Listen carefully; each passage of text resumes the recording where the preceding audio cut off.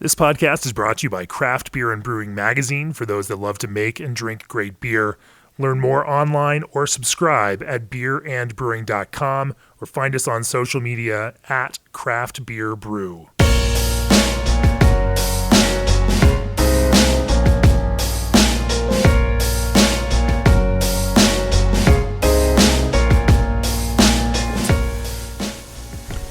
So I'm here with J.C. Hill, Director of Brewing Operations for Alvarado Street Brewery. It's a fancy name for head brewer, I guess. Head brewer, right? Co-founder, a few other things. Yeah. So tell me a little bit about how you started brewing and some of the stages that you went through before you ended up opening up your own brewery here. And for those that are listening out there, you might hear some brewery noise in the background because we are here at the production brewery. Yeah, we got a lot of stuff going on today. Racking some bourbon barrels. We're making a beer with the Altamont boys right now. It's always something going on. I started obviously. I think most would respond with started as a home brewer about 2009, 2010. I just became completely obsessed. Couldn't sleep. Yeah. Had to do it. Had to jump right in. I had opened up a small kind of rotisserie sandwich shop up at the San Diego State campus in 2009. Started homebrewing around the same time. Ended up, I think, putting maybe like one or two of my homebrews on tap, which was highly illegal. But we had an opportunity to kind of expand our restaurant concept. It was called California Kebab. It was kind of Mediterranean-inspired rotisserie sandwiches from travels that we had encountered after traveling after college. And craft beer was a huge element to it. We were really inspired by places like O'Brien's and Hamilton's in San Diego at the time and Blind Lady Ale House. And so we just started treating it like our own little mini craft beer bar and ended up opening a spot in Pacific Beach with a 3-barrel kind of nano setup, which was the biggest pain in the ass to brew on ever, but it was a lot of fun, a lot of hard work. The name of the brewery was called Amplified Ale Works, and it's still an awesome brewery that's still down in San Diego, and guys are killing it down there. Just basically started on a 3-barrel system. Then I had an opportunity to open up Alvarado Street in 2014 with my dad up in Monterey. I was at a 10-barrel brew pub restaurant.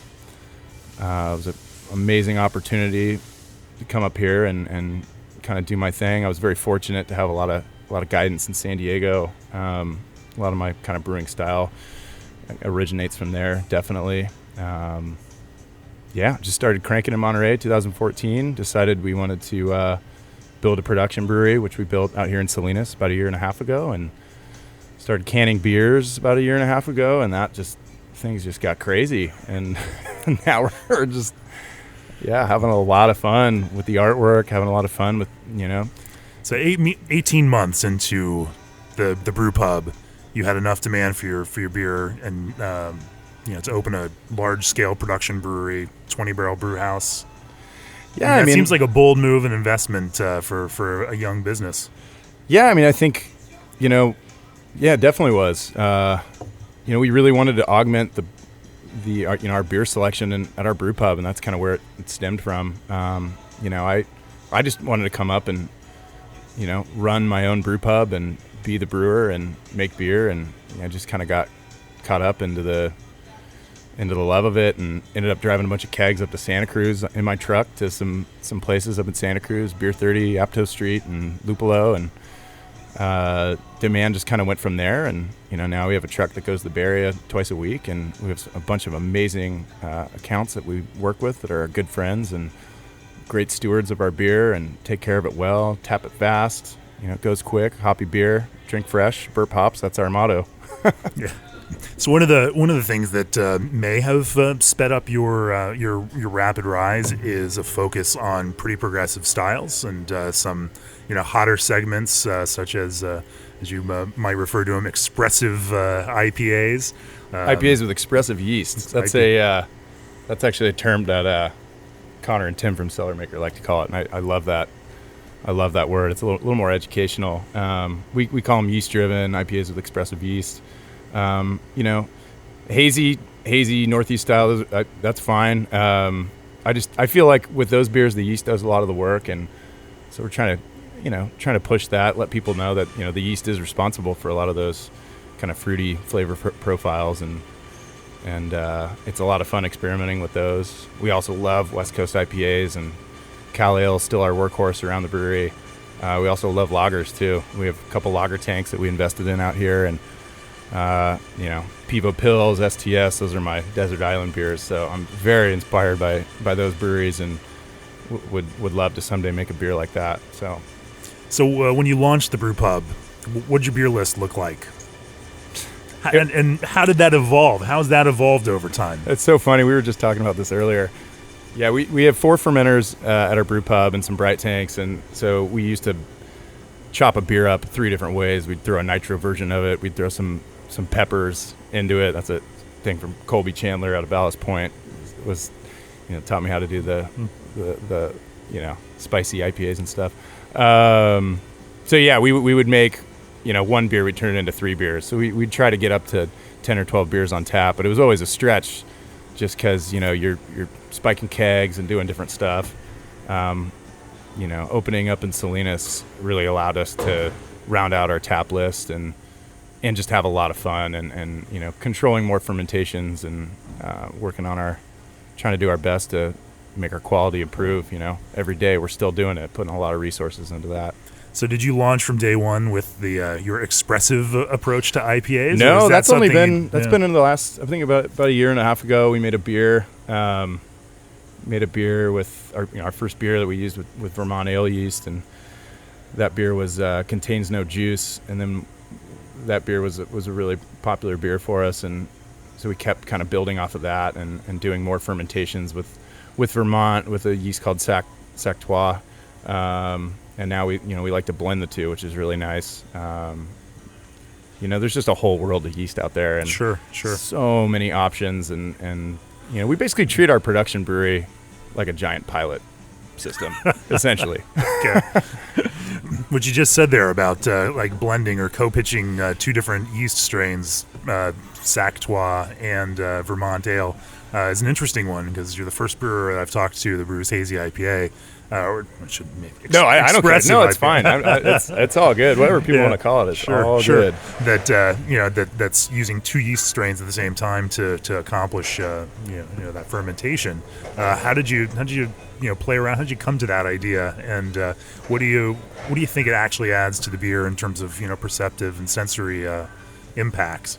Well, credit where credit's due. I mean, Imperial Labs out of Portland, they actually offer that as a blend. And so we tried it from them just because we had worked with Sactois, we had worked with Vermont independently. And so we're like, hey, let's have these guys blend it together and try it in our pub, see what happens. And we liked it so much. We took it, I think, 4 or 5 generations. And when you're dealing with 2 highly different yeast strains that work at different temperatures and flock at different rates, it can be a little inconsistent batch to batch.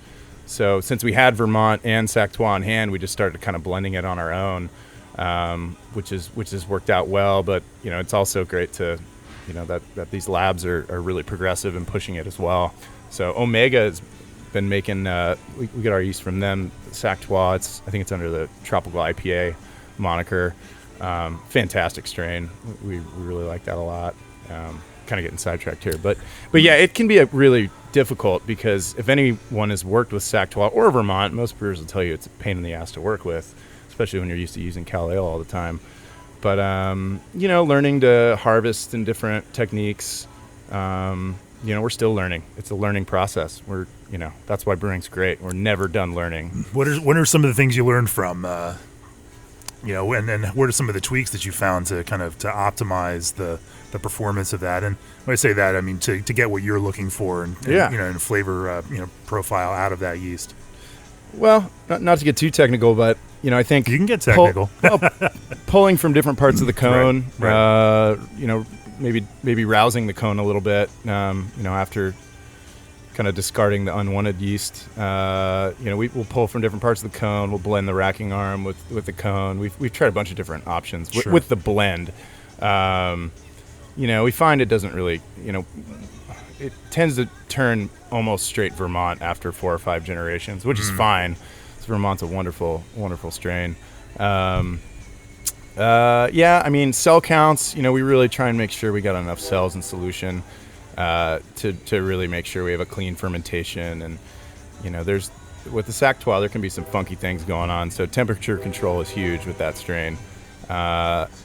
One thing I really like about it, I think after, we'll can it or we'll keg it and it conditions cold for a week or two, I really think you get a lot of those biotransformations going on. It's just like a totally different beer than when you taste it off the fermenter. It just gets crazy fruity. It just gets like on steroids. But at the same time, it can drop off, after 6 weeks or so. So there's no hard number on it, but every can that we do, we store them cold and we pop it open after 1 month, 2 months, 3 months, and yeah, like I said, still learning, having fun with it. Do you take notes on your own flavor descriptors, of those Yeah, we cans do. over time? What does that arc of the lifespan of that beer look like? Well, I think it kind of peaks, 1 or 2 weeks in, and then I think it stays great for up to 6 weeks, I would say. I mean, we've had cans that we've popped open that were like, oh, these are going to be gross and like low fills, ones that we don't release. And, there's surprisingly a lot of character to it. Oxidation's always a concern, but, we're spending a lot of resources and time on trying to dial in our DOs on our can line and our kegging, our entire process. And I think, that will extend the lifespan. But, I mean, these are beers that are designed to be consumed fresh. Yeah. And we push that. Fresh-ish, Right. Like I said, 1 or 2 weeks, there's something magical happens in some of these beers. But yeah. So for with a lot of these beers on that hazy expressive side of things, with the Is the whole interview going to be about hazy beer? We can talk. We'll talk about the wild. And, I'm just kidding. Stuff too. I'm just kidding. But hey, it's so hot right now. I mean, we can't not talk about it. It is hot. Well, credit where credit's due. I mean, a lot of these East Coast breweries. I mean, Sean Hill and the guys at Trillium and Treehouse, other half. I mean, those are the Alchemist. I mean, Heady Topper. I was in Vermont about 5 years ago and just buying cases over the counter, and it was just like, oh my gosh! I remember taking my first sip of Heady Topper. It was unbelievable. But back then, I didn't really know what was going on with, how the yeast played a role in that beer, and I don't know. So it's a fun time right now for sure. It absolutely is across the entire industry and all of the sectors, because we have brewers that aren't afraid to take risks, to try some new things, and to to push every envelope that is out there to be pushed. It's a great time to be a beer drinker. But with a lot of these hazy IPAs, you're doing a heavy dry hop regimen, I assume. Pounds and pounds of hops in your dry hop, typically. Yeah, I mean, not more than. I mean, we average from 2 to 4 pounds per barrel. Okay. We don't usually push it more than that. Surprising. It really all depends on the oil content of the hops and the variety and what lot you have of a certain variety. That makes a big impact. I think that's something that's becoming more and more key to consistency and making sure that aroma pops. That's the goal. We really brew for aroma, and yeast is a big driver of aroma. But at the same time, a clean fermentation, they'll let the hop aroma shine. I mean, it's an amazing thing too. Equally as amazing. How are you treating those hops? I mean, I imagine you're not at the scale yet where you get to do a lot of selection. We are going to do selection for the first time this year, Okay. Which is nice. We don't have a huge contract, but I think we're kind of combining with some other brewers to do that this fall, which is going to be a lot of fun. We were able to do pellet selection this crop year, which is great. Might even be more useful than selecting cuts from different lots, just because they've already been pelletized and processed at that moment, so you know what you're going to get. Yeah. We did that for a couple varieties. Really, we only have 3 varieties on contract for the most part. Simcoe, Mosaic, Citra, and then we pull a lot of different other varieties that we blend in with different beers, and try and get our hands on as much of the Galaxy Nelson we can, but those are pretty tough to get. I imagine. But yeah, there's a lot of great new hops out there. I really like Azaka, I love Alvarado. We love some of the Steiner stuff too. It's been great. to kind of elevate just kind of the pungency, so to speak. How do you come up with your blends? Are these mental pictures, or you just do a lot of? I think it starts. It's a backwards process. So we're like, okay, let's envision this beer. What does it look like? What does it smell like? What does it taste like? What's the body? What's the, what kind of aroma are we going for? And it's kind of funny, like over the years, it's gone from, pine and citrus, and now it's just tropical, just boom all day. Right. So kind of exploring different realms of, for lack of a better word, tropical is kind of, we definitely like that a lot. And I think a lot of people who drink our beer kind of dig that hop aroma. But there's a lot of different ways you can get from point A to point B. And with the blend, it really just comes down to smelling it. We've blended a pre-dry hopped, beer that's in the tank. We'll throw some pellets into some crowlers and simulate a dry hop, different blends, and then throw those in the cooler, crash them, and then evaluate them. We've also done it in water, through like a cold press coffee filter. Yeah. We've done that too. Most of the time it's what smells good. I mean, we have a pretty good command on how we feel our hops are smelling, right now. So it's really, it just starts with what we want to see this beer be, and then kind of work backwards from there. Imagine consistency is less of a concern for you than excitement. I know that's a challenge that a lot of brewers face if you're pushing out core brands where they want that hop profile to be exactly the same in can after can, batch after batch. For somebody that's small and is continuously trying to pull out new and exciting beers that are not consistent, that are something different. more experimental stuff, right? I mean, but consistency is something that we really strive for, because we do a lot of new experimental releases that are one-offs, but usually every one-off we'll bring it back and we'll do it again. Yeah. And we really, and depending on how we like the first round, we're always tweaking beer. Yeah. There's no beer that we put out that's not slightly tweaked to try and make it better. But I mean, we have a couple core beers, like our Pilsner. That's the beer we probably pour the most blood and sweat into. And it's pretty consistent right now. I'm very happy with it, but we're gonna just keep driving it and try and make it better. Some of our West Coast IPAs, we brew those almost on a quarterly basis, and we like where they're at, and we want to keep it consistent. So we're dialing in water, we're dialing in cell counts, we're dialing in, just all right, which lot of Citra did this get? Yeah, exactly. So we're really, really try and focus on the consistency of beers that we put out. But yeah, I mean, like with the one-offs, you don't have to worry about it. But if you want to make it again and you want to make it right, you got to really take meticulous notes and make sure, we come back and try and recreate it. Absolutely. Now you also do, sour beer on both the wild, even spontaneous side, as well as kettle sour. Mm-hmm. What drove you into that sector? Well, kettle sour is great. I love kettle sour just because it's, it has a bad rap, but there's a way you can create clean lactic acidity and a nice clean fermentation, and then just layer on the fruit.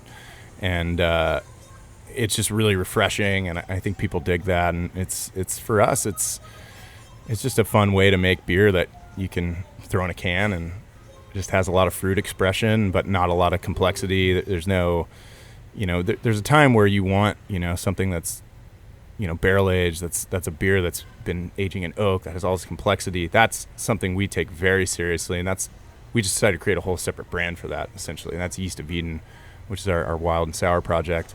But the kettle sour side is Alvarado Street, and kind of like our hoppy beers, we like to have a really kind of bold aroma and flavor, so we're trying to capture that with the fruit, and kettle sour is really just the vessel for that. Someone just dropped a keg. Oh my goodness! So, on that, what is your kettle sour method look like? You mentioned there are techniques you use to get that clean lactic fermentation. Yeah, no, we were doing yogurt for a long time. Went to an incredibly invaluable CBC seminar in Portland a couple years ago, where the guys from Breakside, Gigantic, and the Commons all just kind of laid out how they how they do their method, and took away some very useful lessons from that. And that kind of drove our method. Although today it's completely different, but we did yogurt for a long time, which is wonderful. The guys at Nob Hill Foods hated me. I'd come in and buy all their, but now I steal all their Good Belly. So we actually use Good Belly now, which is fantastic. It's lactoplantarum, right? Super clean, acidifies in 24 hours. Really easy to work with. I would like to start kind of maintaining our own sort of culture, though. So we're going to look into doing that pretty soon as we make more of those beers. Are you souring in the kettle then? No, so we were souring in our kettle and our whirlpool. We were doing 40 barrel batches, 20 in each. But now we have a bright tank that we don't really use anymore. So that's our kettle sour vessel now. Nice. So we basically run 60 barrels into that, inoculate it. 24 hours later, it comes in. If it smells clean, if it smells like lemon lime Gatorade, we're good to go. Let's throw it into the kettle and knock it out in the fermenter and pitch a whole bunch of yeast. And it's just like a regular beer at that point. Yeah. But yeah, not a lot going on. I mean, it's just, lactic acidity and clean fermentation profile, lots of fruit, nice zippy carb on it, and throw it in a can, and that's that. Real simple beer. Can, it's crushable, and there's exactly no confusion with your wood stuff, which I imagine is priced a little differently. And it is. Well, there's a lot more going on in there, a lot more process going on with those beers, a lot more intricacies and stuff. But we call it kettle sour ale. We use oats kind of instead of wheat for body. We're not in Berlin, so I'm not calling it a Berliner. Yeah. Berliner Weiss. There's no wheat in it, but love Berliner Weiss. One of my favorite styles. Love Goza. We do a Goza as well. We call it a Goza style ale. But kettle sours. I appreciate that Goza style. Goza style. Yeah.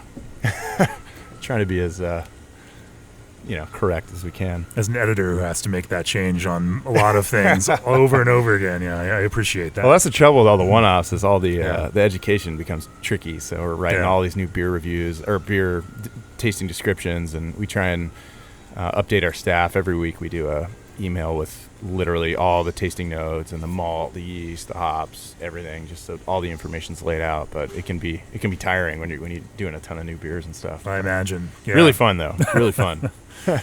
So you've even done spontaneous fermentation, no yeast pitching out here, even though it doesn't get that cold out here on the California coast. In the winter out here, we're in Salinas. We're about 6 miles inland from the coast. It'll get down into the 30s at night. Okay. So we've used some macro bins, which are basically big kind of plastic totes that a lot of the vintners will harvest grapes into. Mm-hmm. We use it for graining out. But we have a couple macro bins dedicated to some spontaneous fermentation. That idea came from Bob Coons at Highland Park. They use some macro bin fermentation. That guy's the man. They're making some unbelievable beer. But just having fun. So that all is going to be. How's it taste? What's your local terroir? It's weird. Like? It's weird. It's super weird right now. But it's a year in, and a lot of these beers take a long time. This is going to be a 3-year project, and our head brewer and blender for Yeast of Eden, Andrew Rose. He's on it. He's just incredible at what he's doing, and really excited for the stuff that's going to come out later this fall and winter on that side of things. It has been a nice trend to watch that the spontaneous beers American brewers are making. I think Jester King with the Method Goose spelling that out, we were really inspired by that, and that's what started this spontaneous thing. Doing it was an 18-hour brew day. It was turbid mash and it was a pain in the ass, but totally worth it. Yeah. I mean, I hope. You hope it's worth it. We'll see. Regardless, it's going to be. We'll find out. Hopefully, it's not a huge waste of time and effort. But that's how you learn. Good things in life. You got to learn, and I don't know. It's fun to just go for it. So you mentioned a little while back that one of your favorite beers is your Pilsner, and that's another thing we've watched brewers making hazy IPAs, sour beer, wild beers, who have a strange, crazy attraction to Pilsner. What is it about Pilsner that draws hip brewers like you all? Well, I don't know. I think it's just I just love the hop character. I love the noble hop character. I actually it was Sam Adams used to make a Noble Pils years ago. I thought it was fantastic. It just and Victory Prima Pils was one of the earlier ones, and then Pivo came out, and you go drink that at the brewery, and it was just like a religious experience. It was insane. And then obviously having STS, and I think for me it's the hop character. I love the hop character. So that beer, surprisingly, our Pilsner is the hoppiest beer we make on the hot side. Interesting. We use a hop back and just load it up with whole cone noble flowers, and then no dry hop on it, but it's a really hoppy beer. Surprisingly, something with the yeast and the noble character. It's just totally different from American hops, and it's just really refreshing, yet it's so hoppy, but it doesn't wear your palate down like, American hops would after, it's just a great session beer, and it's wonderful. Yeah, no, it's an interesting trend to watch, and even the beer fans, the beer nerd traders out there, I'm seeing more pills, more pilsners getting shifted around this country. Yeah, I mean that'd be great. We love brewing lagers, and lager yeast is a fantastic strain to use for hoppy beer. Fantastic, we love it.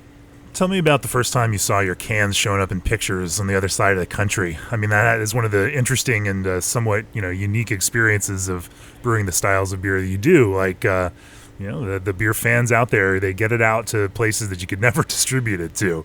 But that has to be a mind trip to. It definitely is. It's super super humbling. A little scary too, seeing some beers that are like a couple months old and I'm like, oh god.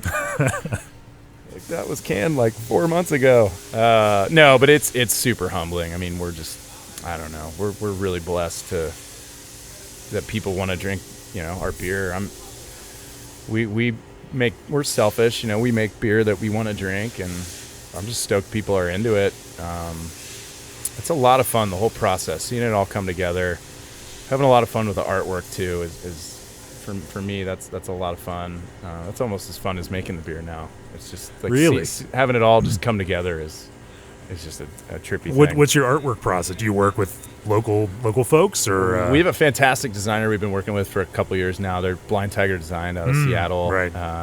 So I'll have like a really stupid, wacky idea, and they'll be like, "Yeah, that's ridiculous," but just come back with this amazing artwork. And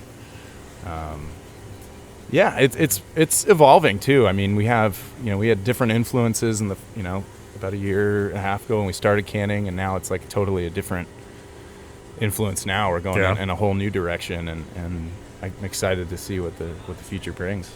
It's interesting as we're talking about this that in years past you might talk about things changing in the beer world in 4 or 5 year spans, 2 or 3 year spans, and now we're talking about rapid changes within the span of 18 months, and that time frame seems to be compacting smaller and smaller.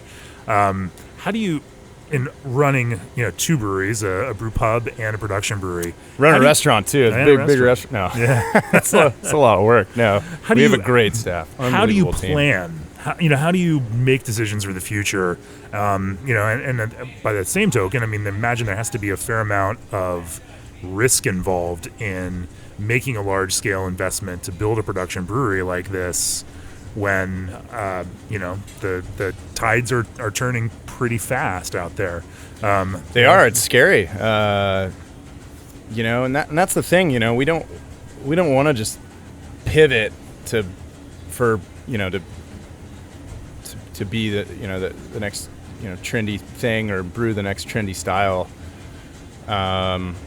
We brew the more expressive yeast, IPAs and hoppy beer because we like to drink it, and we like, playing with seeing what's possible. But we're not going to stop brewing lager beer and West Coast hoppy beer. We love that. That's a part of us. So I think, as long as we're true to ourselves and we're brewing what we like to drink, and we're trying to educate as much as we can about what's going on with these beers, I think we'll be fine. I'm not too worried about it. I think we definitely want to brew what people like to drink, but at the same time, you really need to.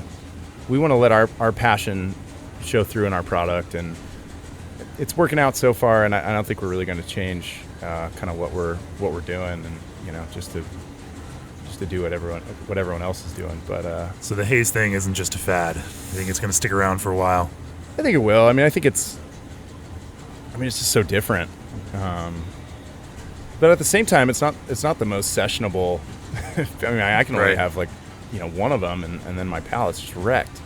So brewing beers for sessionability and for its refreshing character, and just seasonally, whatever lifestyle is going on. It's yeah. I mean, we're just having fun. Sure. We're just gonna keep doing our thing. I like to describe this point in beer history, in agricultural terms as well as in brewing creativity terms. And I think those things go hand in hand. We're wondering why are these things big and popular now? Part of the reason is that we have the agricultural product, new hops varieties, flavorful hops varieties that now exist that 5 years ago didn't exist in these kinds of quantities or didn't exist at all. Well, you can make good hazy beer with more traditional Northwest hops. I mean, we blend a lot of C hops into some of those beers. Yeah, on occasion. Yeah, absolutely. I'd say it's more yeast derived than anything. I mean, I'm sounding like a broken record at this point, but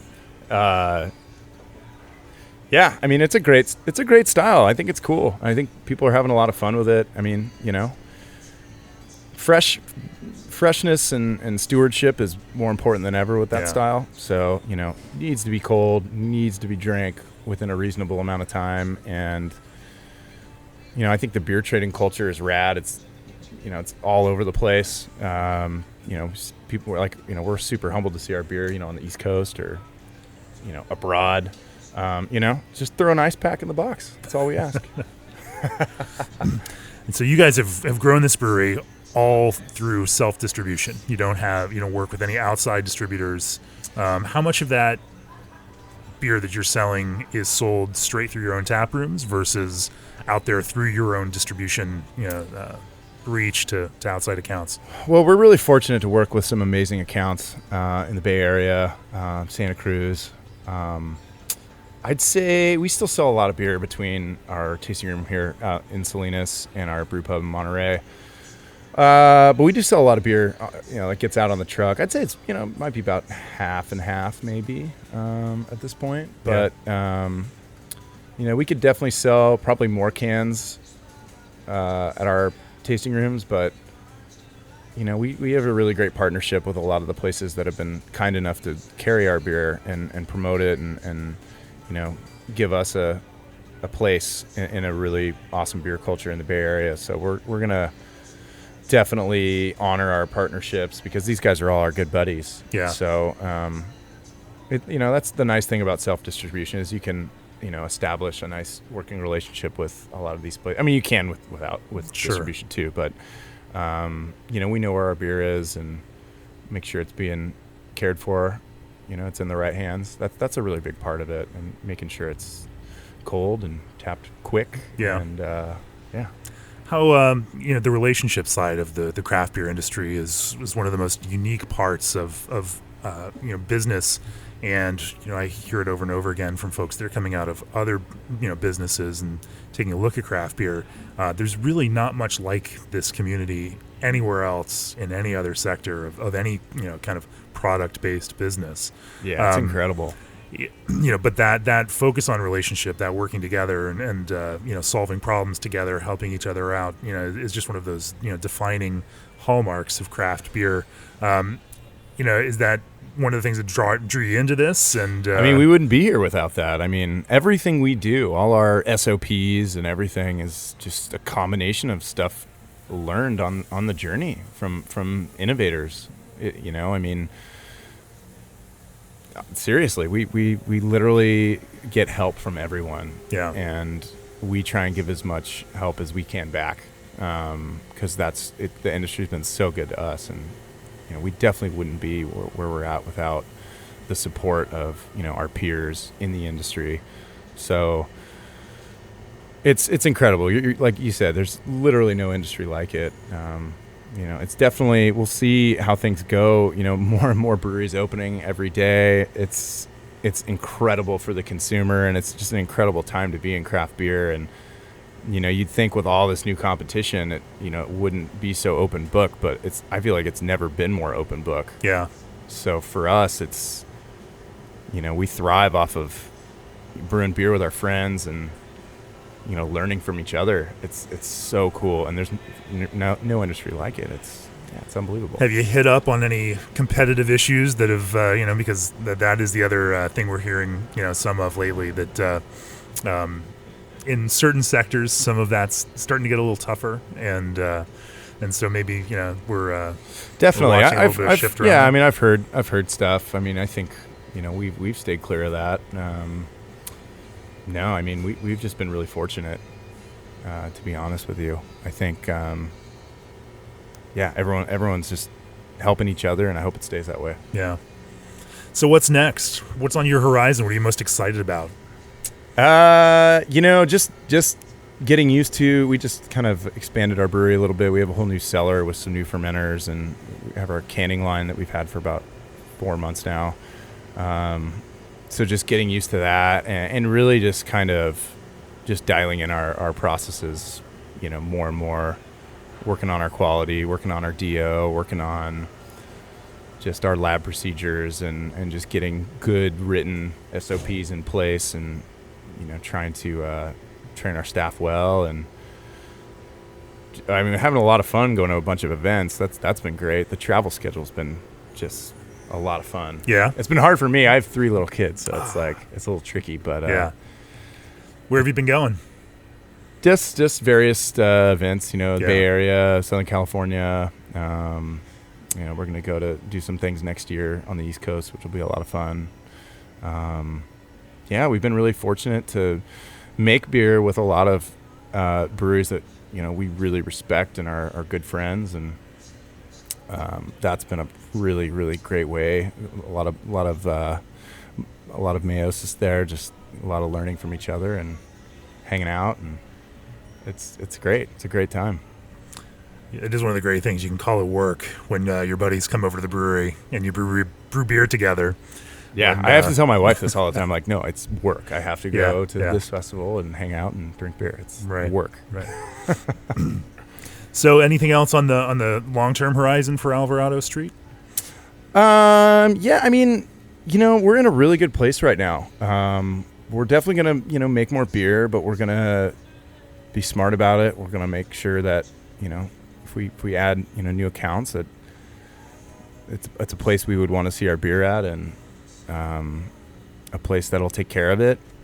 And yeah, we're gonna make more beer. There's no plans for like another. I mean, like I said, we just finished expanding this new cellar, so just kind of falling into it and really focusing on our process and focusing on new recipes and maintaining our older ones and making them as good as they can be, and having fun with the artwork and go to some fun festivals and just enjoy the occupation. I think that's in the immediate future, and then what happens after that, who knows? I mean, I think if we were to get much bigger than we are now, for me personally, it might be not as much fun because it might be a little more stress. So I think I really like where we're at right now.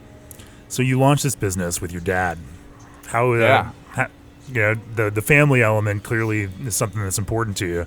How's that experience? And I imagine there are days you want to kill each other, and there are days that we get along great. Actually, yeah, he's an incredible person, and he really kind of lets me sort of operate the business. I could put my sort of creative approach to everything. He's pretty hands off, but he does help me with a lot of the stuff, like so the more admin side of things, like running the business and helping with accounting and that kind of stuff. And so the less glorious tasks he loves to handle, which is super, super convenient. It allows me to focus on what I'm passionate about, which is the liquid. So yeah. So staffing a brewery out here in Salinas, where do you pull from? Do you take pull from our restaurant? Okay. Start as a busboy. You might be the head brewer someday. Really?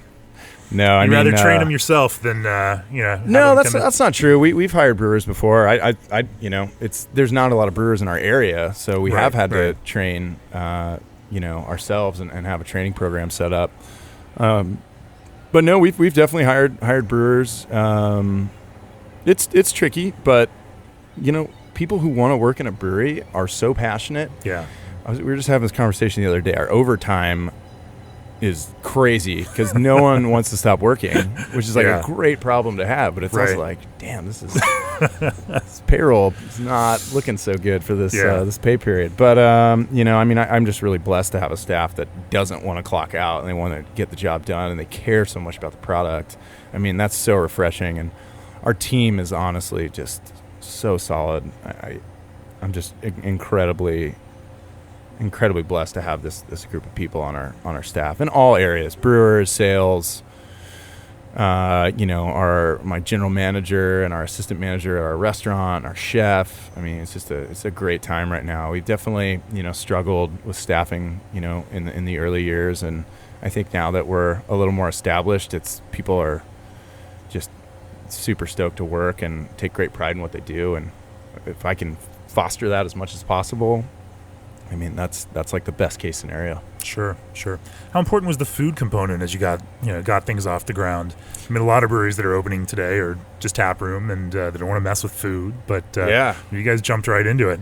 We jumped right into it. And we were really serious about it. I mean, we're still serious about it, but we were really trying to get creative and fancy with it from the get-go. And it actually didn't really work out as well as we had hoped. We really wanted to make it unique, and it turned out the consumer was like, nah, I don't really want to go that route. So we ended up making some changes, but now we have a really nice kind of medium where we have, we have some incredible food. Our new chef, Brandon Miller, the guy's been around for decades. He's ran some amazing kitchens in the area, and we're more specials driven now, which is really nice. So, being so close to the ocean, he'll go grab, like a salmon caught that day, and we'll have it on for a special that night. Or, we're out here in Salinas, we're going to set up a meat locker. So we're going to have like our own charcuterie program. There's some great dairies around here. So, I mean, we want it to be very local focused. Yeah. That's really important to us with the food, and have it be sustainable and, as much kind of scratch element as possible, but within reason, because it can be very difficult to run a scratch kitchen, and we're not a scratch kitchen, but we definitely try and source local whenever possible, and take great pride in the food and everything. So, and the pairings as well. We always have a pairing that we drill down into our staff, like, all right, let's push this with this beer for this week, and each week it changes. So we're trying to we're trying our best to kind of marry the food with the beer, and it's a continuous project, and just got to keep at it. What's one thing you wish somebody told you before you launched the brewery? Oh man, so many things. Can you narrow it down to one? So many things. Yeah. I mean, narrow it down to one thing, or a handful. I should have gotten a bigger mash tun. Probably that would have been helpful. Yeah. We brew. I mean, we weren't brewing as many kind of double IPAs in the earlier years, and now we brew quite a bit of double IPA now, and higher gravity beers in our mash tun are just a nightmare. Yeah. So I wish I had gotten a bigger mash tun. I don't know why that's the one that's sticking out, but we had to kind of work around that a little bit. Now we've got our process a little more dialed, but always trying to make kinks and make it better and more efficient. Trying to work efficient is really, really difficult. What are some of the favorite beers that you make? I love malt a lot. You have to say that. Like any parent, you've got to love all your is children. That like the standard brewer answer now, I guess, maybe? We all know you love some more than the others. Yeah, I mean, I'd say I like hoppy beer more, but if I'm just going to have like a beer where I just don't have to think about anything, and I want like a nice kind of toasty, chocolatey malt profile. I mean, brown ale is like our go-to. I love our brown ale that we make at our brew pub. I love our Vienna lager right now. It's just fantastic. It's super dry and toasty, biscuity malt character, and it's delicious. But I love smelling beer so much that, smelling hops is just the greatest thing ever.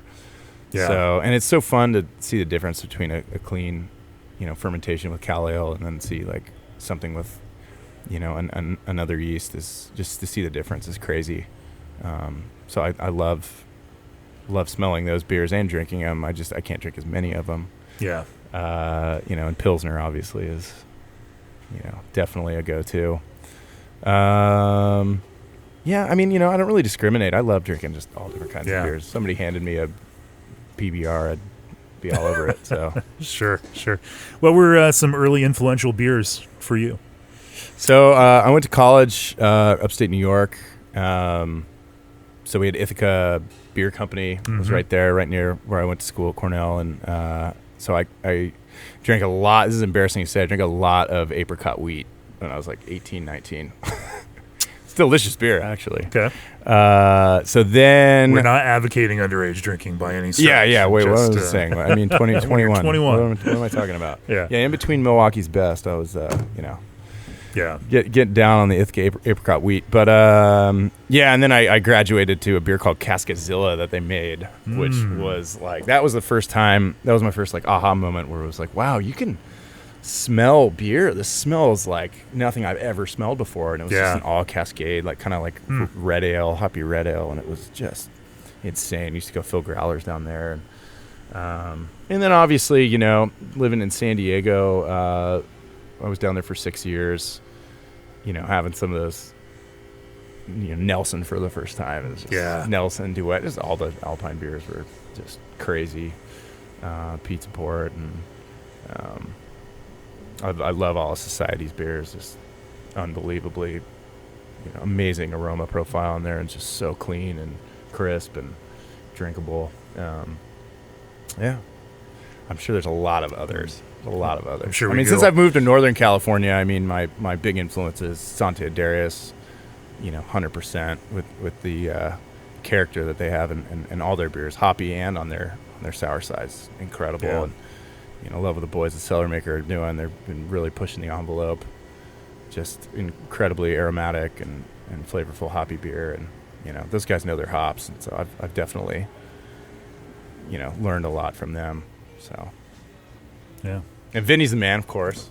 Pliny early on was unbelievable, and it's amazing. Now I just STS is a great beer too. Yeah. Well, thank you, J.C. Hill, Alvarado Street Brewery, and Salinas, California. Thank you for having me. I really appreciate it. You're making some exciting, creative beers and doing it in interesting ways, and thanks for talking to us. Thank you. Appreciate it.